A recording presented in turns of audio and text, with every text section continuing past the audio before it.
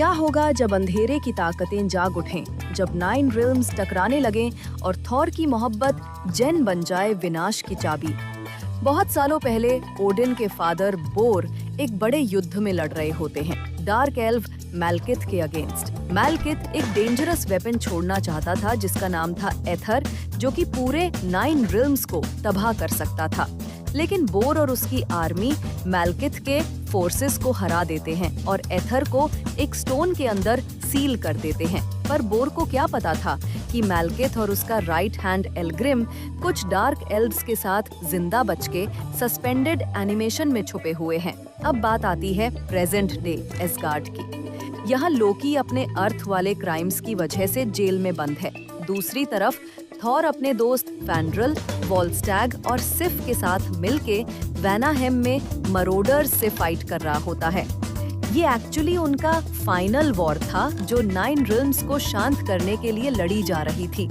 इसी बीच एसगार्डियंस को पता चलता है कि कन्वर्जेंस आ रहा है, एक रेयर कॉस्मिक इवेंट जिसमें 9 रिल्म्स लाइन अप होते हैं और रैंडम जगह पे डेंजरस पोर्टल्स खुलने लगते हैं।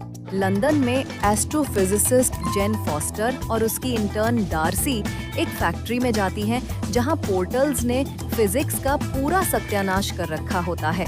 जेन अलग हो जाती है और एक पोर्टल से दूसरे डायमेंशन में टेलीपोर्ट हो जाती है। यहीं उसके अंदर घुस जाता है एथर। जब हाइमदल को ये फील होता है कि जेन उसकी ऑल सीइंग विजन से भी डिसअपियर हो गई है, तो थॉर तुरंत अर्थ आता है। थॉर को देखते ही जेन से एक अजीब सी एनर्जी रिलीज होती है और फिर थॉर उसे एसगार्ड ले जाता है। ओडिन रिकॉग्नाइज कर लेता है कि एथर अब जेन के अंदर है और वॉर्न करता है कि ये चीज उसकी जान भी ले लेगी और साथ ही एक बड़ी विनाशक प्रोफेसी भी शुरू हो गई है। जैसे ही एथर एक्टिवेट होता है, मैलकिथ जाग जाता है और एल्ग्रिम को कर्स्ड बनाकर एसगार्ड पर अटैक कर देता है। फाइट के दौरान मैलकिथ और एल्ग्रिम जेन को ढूंढते हैं, लेकिन थॉर की मां फ्रिगा उसे प्रोटेक्ट करते हुए मर जाती है। मैलकिथ फेल होता है और बिना जेन के भाग जाता है। थॉर ओडिन की ना सुनते हुए लोकी से डील करता है। लोकी को मैलकिथ से बदला चाहिए, थॉर को उसका सीक्रेट पोर्टल चाहिए। दोनों मिलके जेन को बैट बनाते हैं और चुपके से स्वॉटलफेम निकल जाते हैं। लोकी अपनी ट्रिक से मैलकिथ को फोर्स करता है कि वो जेन के अंदर से एथर निकाल ले। थॉर उसे डिस्ट्रॉय करने की कोशिश करता है पर फेल हो जाता है। मैलकिथ एथर एब्जॉर्ब कर लेता है और भाग जाता है। एल्ग्रिम को मारते वक्त लोकी भी बुरी तरह से घायल होता है और थॉर की बाहों में सैक्रिफाइस करके गिर जाता है। थॉर और जेन एक पोर्टल से वापस लंदन पहुंचते हैं, जहां उन्हें डार्सी और एरिक सेल्विग मिलते हैं। अब उन्हें पता लगता है कि मैलकिथ कन्वर्जेंस के सेंटर ग्रीनविच में एथर अनलीश करके डार्क एल्व्स की पावर वापस लाना चाहता है।